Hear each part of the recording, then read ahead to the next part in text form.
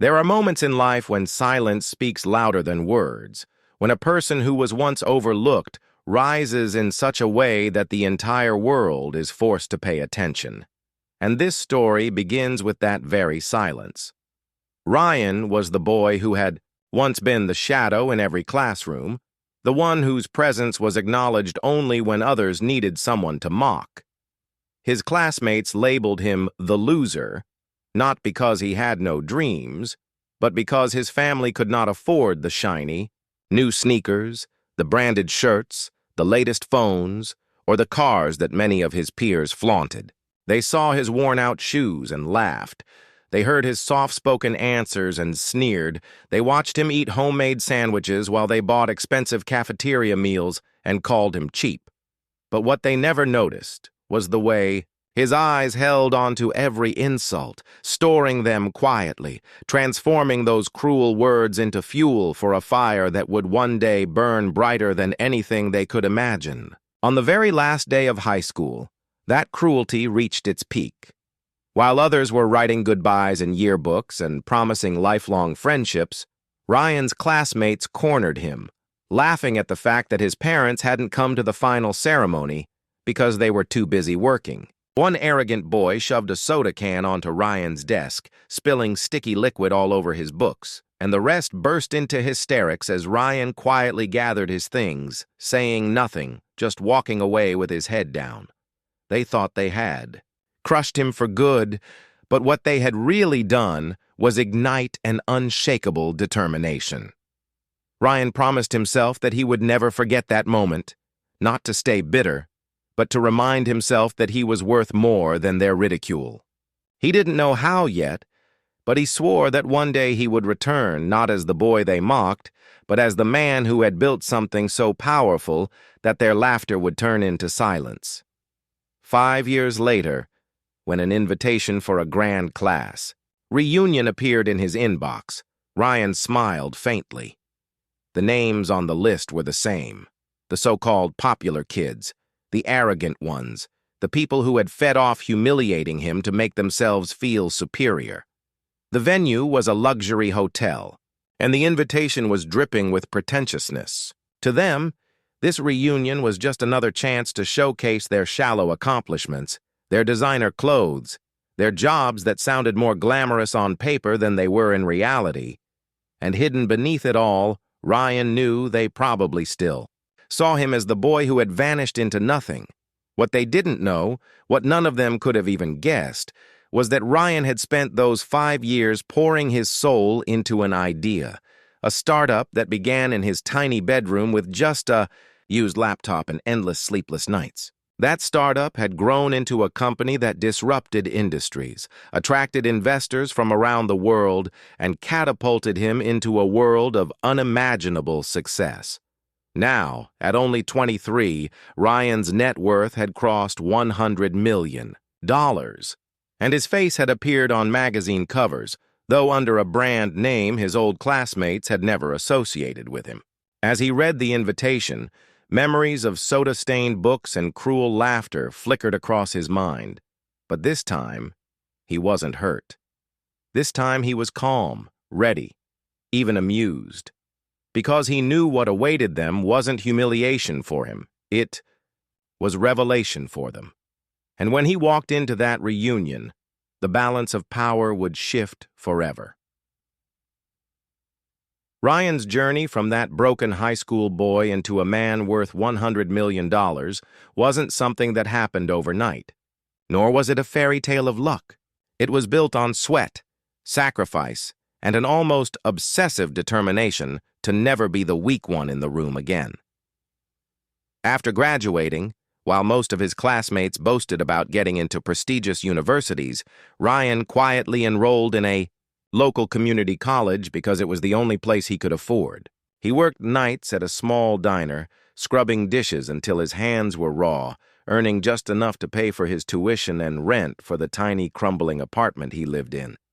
The place had cracked walls, a leaky ceiling, and one shaky desk, where he studied for hours after his shifts, surviving on instant noodles and coffee. But in that small, dimly lit room, Ryan's mind was alive. constantly sketching out ideas, building visions for something greater. While his classmates partied in fraternity houses and posted glamorous photos of their carefree lives, Ryan spent sleepless nights reading about technology, studying coding languages, and experimenting with ideas that he hoped could someday change the way people lived. He wasn't chasing money at first. He was chasing freedom, the freedom to prove that he wasn't bound by the limitations his classmates had tried to stamp on him. It was during one of those nights, sitting with his old second-hand laptop, that often froze, that Ryan stumbled upon a problem many small businesses faced: how complicated and expensive it was to integrate online systems to manage their sales and customers.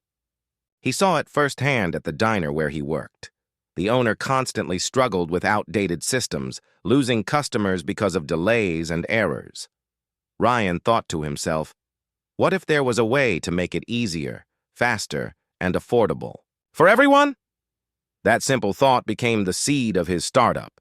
With no capital, no team, and no fancy equipment, Ryan began building the prototype himself. His classmates might have dismissed him as a loser, but in that tiny room, he was shaping the foundation of what would become a tech empire. He coded for 16 hours a day, sometimes forgetting to eat, often falling asleep on his desk with his laptop screen glowing over his tired face. The first version of his software was clunky, but he kept improving it, kept refining it, driven by the memory of laughter echoing in high school hallways. Every bug he fixed, every problem he solved, felt like erasing one insult, one sneer, one cruel word. Eventually, a local bakery owner agreed to test his system, and when she saw her sales grow and operations run smoothly, word spread to other small businesses. One client turned into 10, 10 into 50, and soon Ryan was running something real. Investors began to take notice, and though many rejected him at first, some even smirking at his young age and scrappy background, one angel investor saw the spark in his idea and gave him the chance he needed. That small investment was like fuel to fire. Ryan worked harder than ever, building a team, expanding the system, turning it into a brand. Within 3 years, his company was servicing thousands of businesses nationwide and soon after, internationally. His classmates, who once mocked him for eating homemade sandwiches, were now unknowingly using his software to run their side hustles and small ventures. Irony couldn't have been sweeter. By the 4th year, his company went public, and Ryan's name began circulating in the business world, attached to words like visionary and genius. His net worth soared past $100 million, but Ryan wasn't obsessed with the number. It was the proof that he had broken free from the chains they once tried to bind him with. So when that reunion invitation arrived, he didn't see it as an event. He saw it as destiny's stage, a moment to walk back into the very arena where they had once booed him off. Only now he was returning as the man who had built something they could barely comprehend. The boy with soda-stained books was gone. In his place stood a man the world now admired, and soon his arrogant classmates would be forced to do the same. The weeks leading up to the reunion unfolded like a slow build of tension in a story Ryan had been anticipating for years, though not with bitterness, not with the thirst to lash out, but with the quiet curiosity of how it would feel to stand in the same room with people who once reduced him to nothing. As the date drew closer, the Aidzatsit class group chat lit up with messages from his former classmates, boasting about their lives. Screenshots of vacations in Bali, photos of luxury cars bought with borrowed loans, and carefully curated glimpses of careers that weren't as glamorous as they pretended filled the thread. One of the former cool kids, now working as a mid-level sales associate, posted about the bottle service he booked for the reunion, writing, "This will be the night to remember, guys. Can't wait to see everyone, even the ones who disappeared. Wonder if Ryan will crawl out of his cave, haha." The laughing emojis that followed pierced through the screen. But Ryan only smirked at them, because he knew something they didn't. He Hadn't just crawled out of a cave, he had built an empire while they sat laughing in circles, their lives spinning in mediocrity disguised as greatness. Another classmate chimed in, "If he shows up, we'll need to get him some real clothes this time." Ryan pictured their smug grins as they typed, the same grins they'd worn when spilling soda on his books. But instead of anger, he felt a strange calmness. For years, their laughter had been his fuel, but now their ignorance was simply amusing. They were about to walk into the biggest lesson of their lives, and Ryan wouldn't even need to speak much. His presence alone would unravel everything. He prepared for the reunion in silence, deliberately keeping a low profile. He didn't tell his assistant to book him a luxury car for the night, nor did he call his PR team to arrange a spectacle.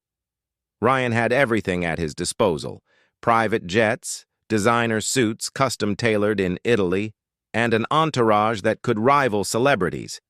But he chose simplicity. He knew that walking into that hall understated would strike harder than arriving with grand displays.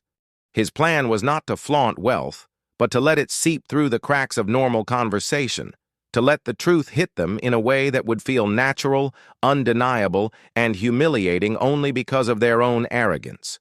Still, he couldn't resist one detail: the suit.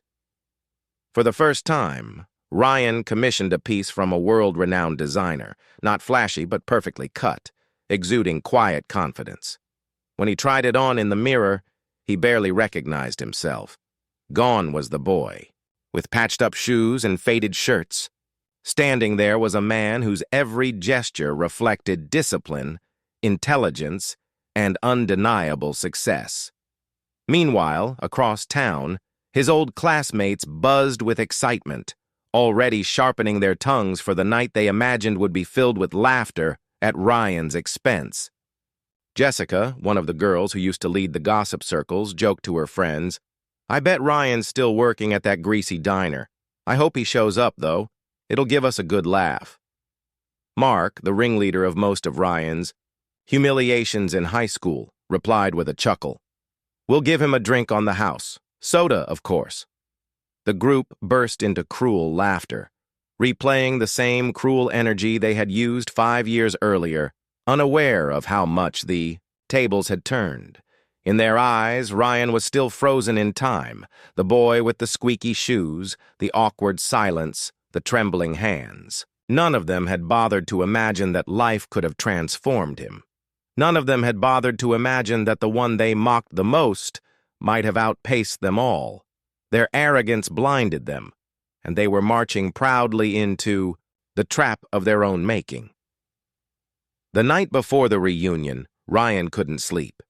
Not out of nerves, but because of the memories flooding back. He thought of his parents, still humble, still working hard despite his success, never once asking him for anything.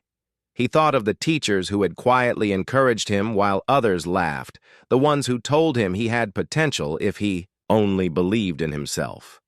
And most of all, he thought of that soda-stained book, the pages still tucked away in a box in his apartment, as a reminder of where it all began.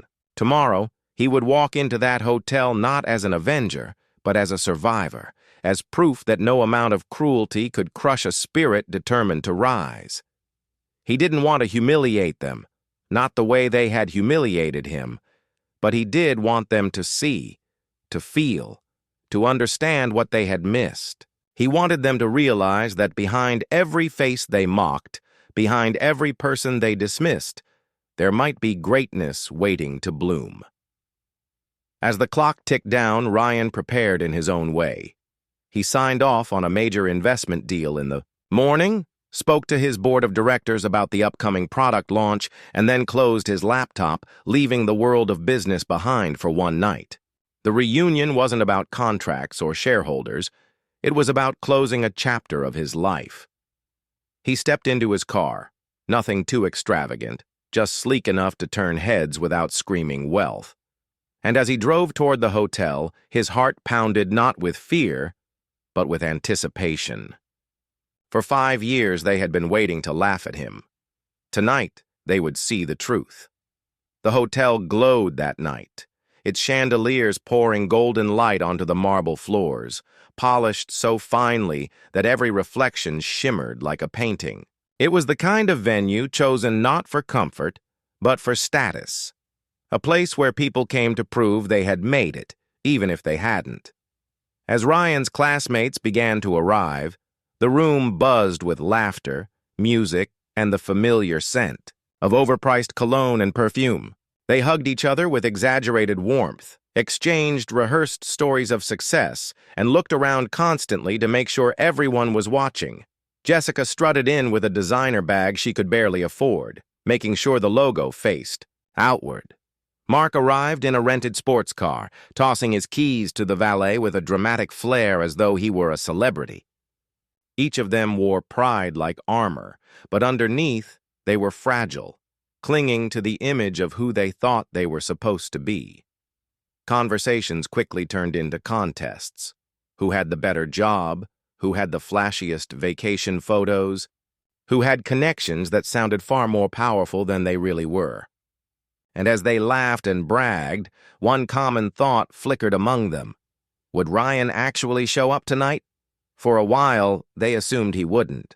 After all, why would the so-called loser dare to step foot into this temple of arrogance?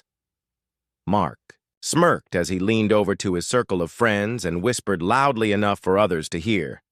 Guess Ryan's too busy flipping burgers to make it. Poor guy probably doesn't even own a suit. The laughter that followed was the same. Chorus that had once echoed in high school hallways, cruel and shallow. But just as the jokes reached their peak, the doors at the far end of the hall opened. A hush fell over the room, not immediately, but gradually as heads began to turn.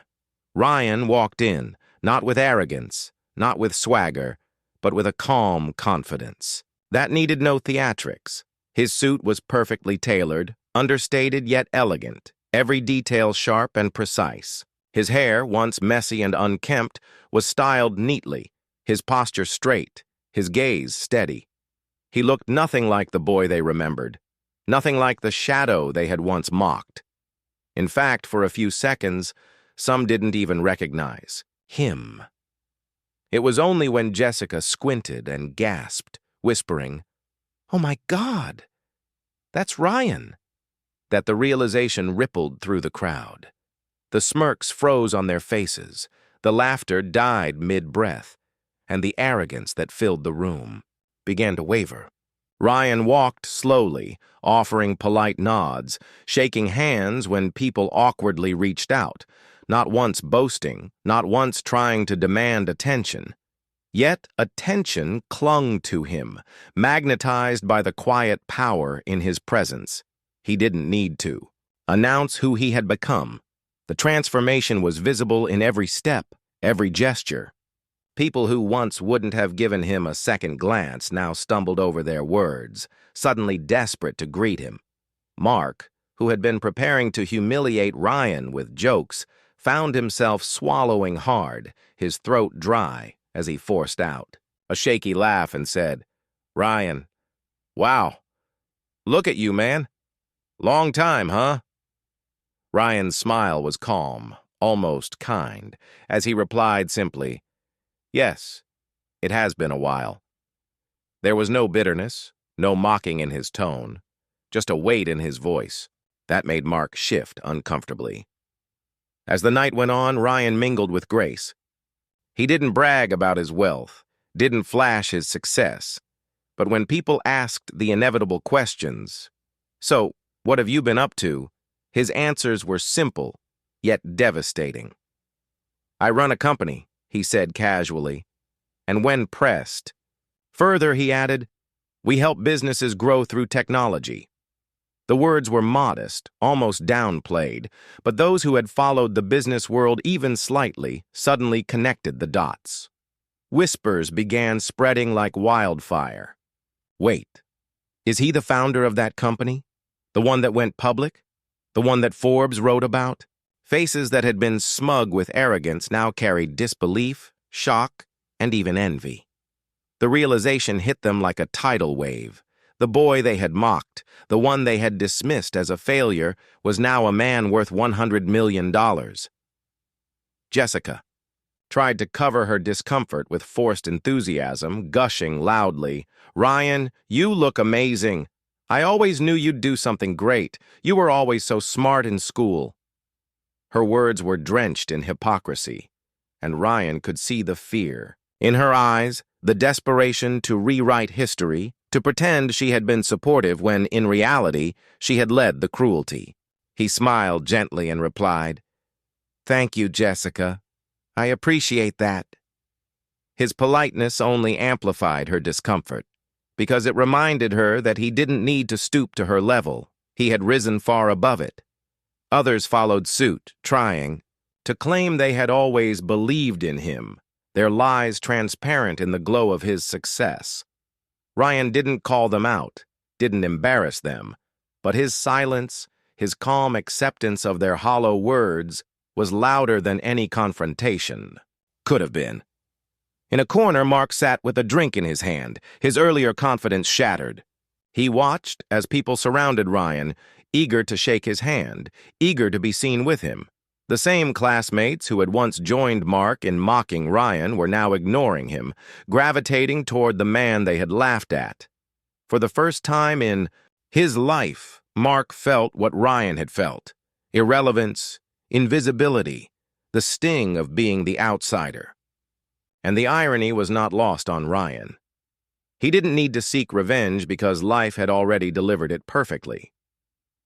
By the middle of the night, the reunion had transformed from a gathering of arrogant classmates into an unspoken acknowledgement of Ryan's triumph.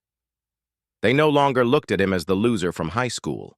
They looked at him as a man who had become everything they wished they could be.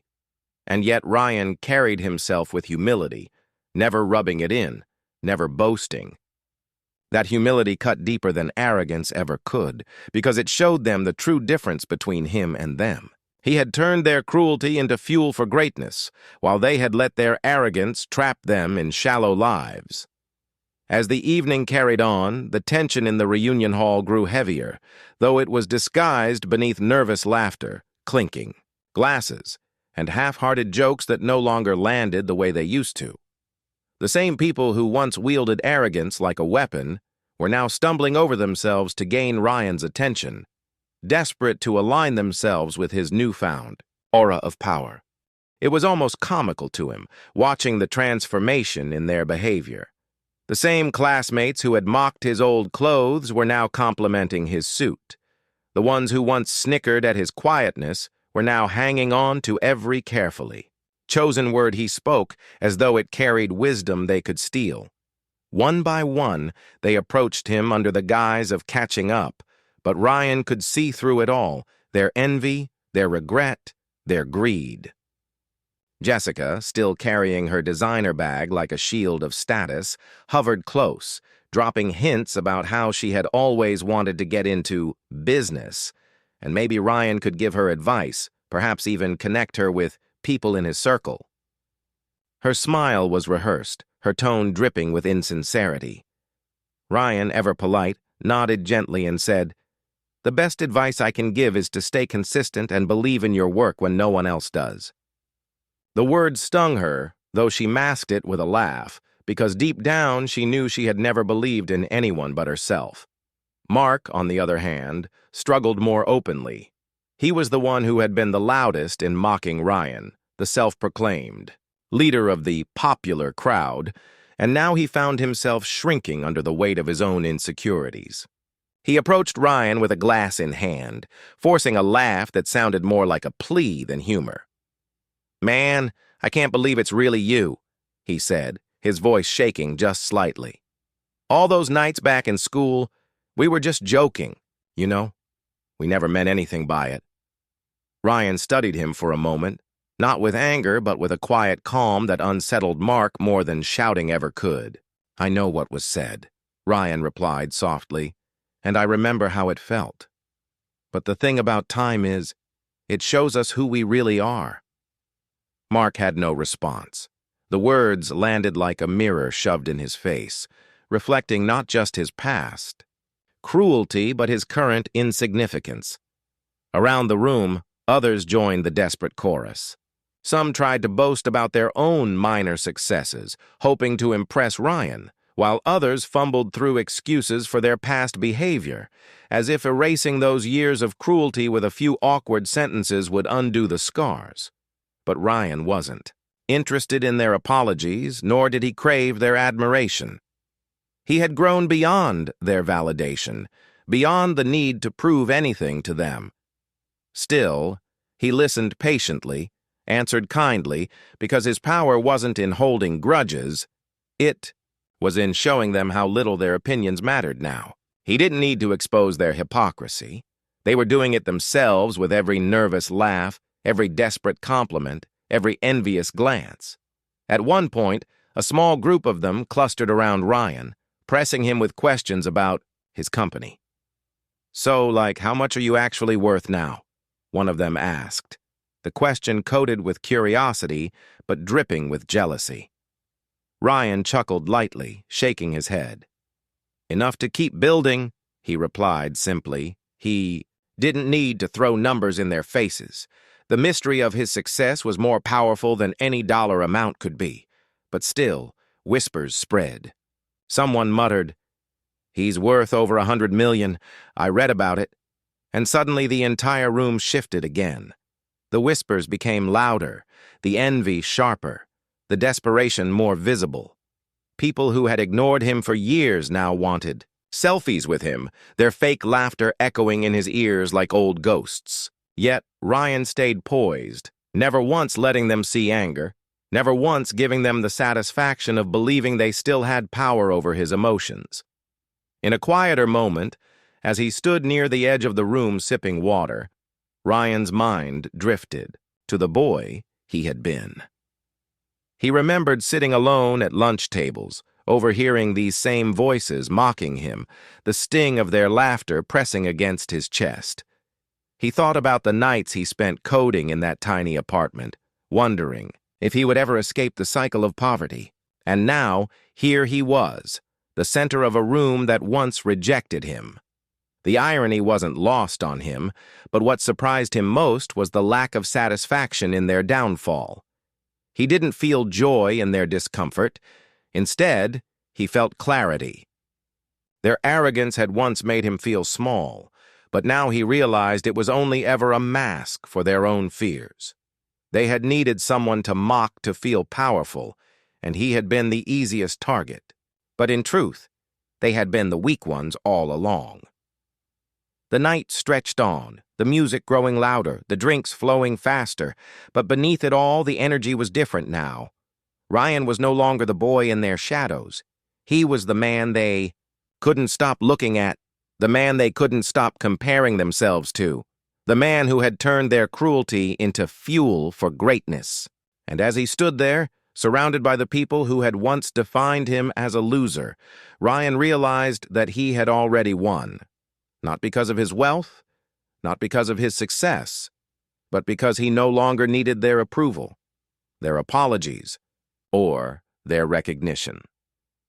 He had found his worth long before this night, and nothing they did could ever take it away again.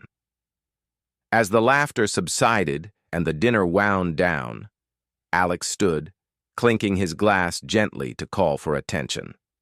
His voice carried easily across the hall, calm but firm, commanding presence in a way that shocked those who once called him invisible. He thanked everyone for attending, acknowledged the years gone by, and expressed gratitude for the journey that had shaped him.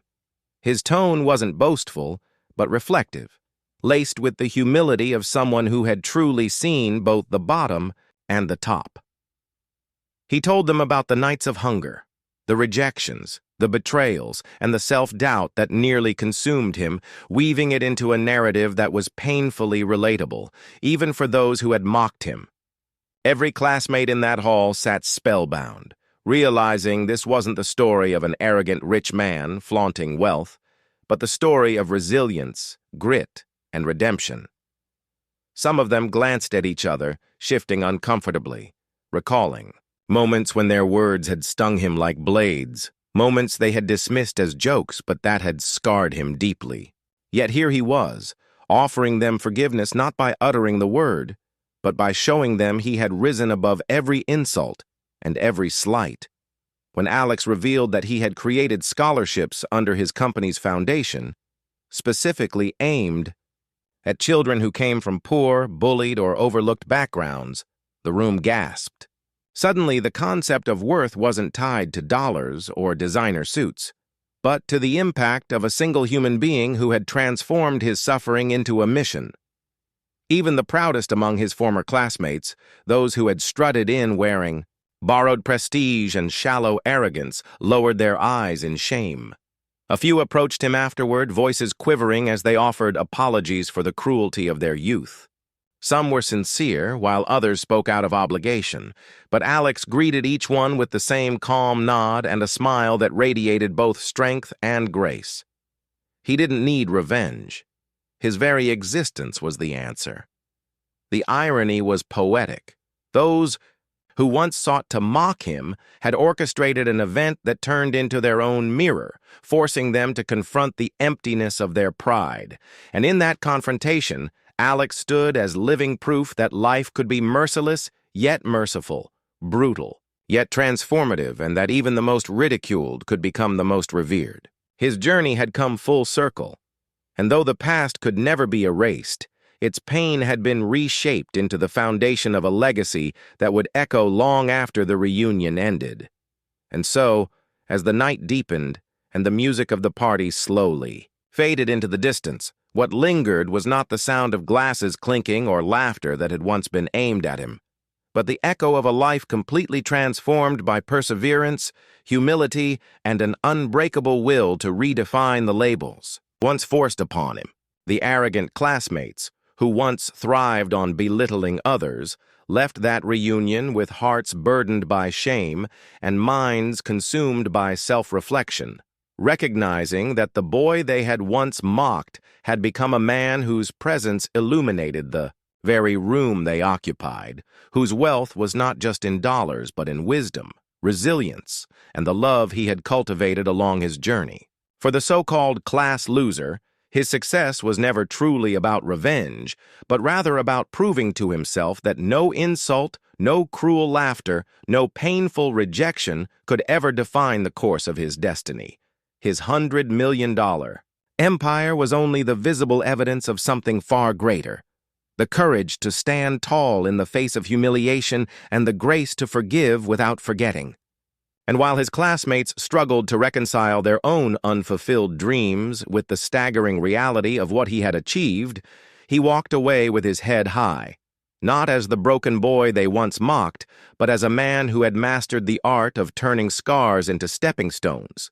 In that final glance, as he walked through the doors of the very hall where the weight of mockery had once crushed his spirit, he left behind a story that would haunt his classmates forever, a living reminder that arrogance ages poorly, while resilience shines brighter with every passing year, and that the quiet ones, the underestimated, the ridiculed, are often the very souls who rise higher than anyone could ever imagine.